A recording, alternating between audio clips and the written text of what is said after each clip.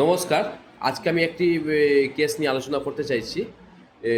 পেশেন্টটি একটি মহিলা, দেখতেই পাচ্ছেন হয়তো।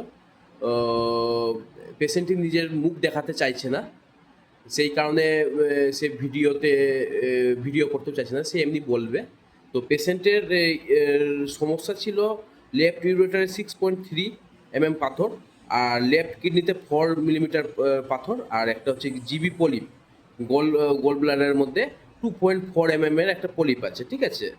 তো সেটা মালদার দিশারি থেকে রিপোর্ট করা হয়েছিল 21 তারিখ, ঠিক আছে? তারপরে সে আমার কাছে আসে 3/5 3/5 তারিখে আসে, এবং পেশেন্টকে আমি বলেছিলাম যে আপনার 3 থেকে 4 দিনের মাথাতে আপনার পাথর বেরিয়ে যাবে, ঠিক আছে? তো পেশেন্ট আজকে এসছে। আচ্ছা, আপনার কি পাথর কি বেরিয়ে গেছে? হ্যাঁ, বেরিয়ে গেছে। আচ্ছা, কত দিনের মধ্যে পাথর বেরিয়েছে? 4 দিনের মাথাতে বেরিয়েছে। 4 দিনের মাথাতে বেরিয়েছে। কই হ্যাঁ। পাথরটা কই দেখি। এই যে পাথর। হুম। এটা হচ্ছে পাথর। এটা 6.5 মিলিমিটার পাথর। এটা ইউরেটারের পাথর বেরিয়ে গেছে। 4 দিনের মাথাতে বেরিয়েছে।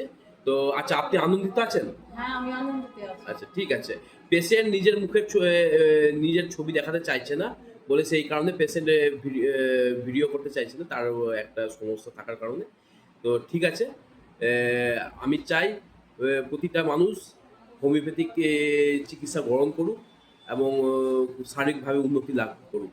এসব যতই বড় পাথর থাকুক না কেন, হোমিওপ্যাথি চিকিৎসা করতে গেলে অল্প সময়ের মধ্যে পাথর বেরিয়ে যায়, ঠিক আছে? আর পেশেন্টের আরেকবার রিপোর্ট করতে দেওয়া হবে। এই যে দেখে নিন আপনার রিপোর্টটা যদিও বা আমি কমেন্ট বক্সের মধ্যে আমি এই ছবিটা দেবো, তাহলে বুঝতে পারবেন। ঠিক আছে, ধন্যবাদ।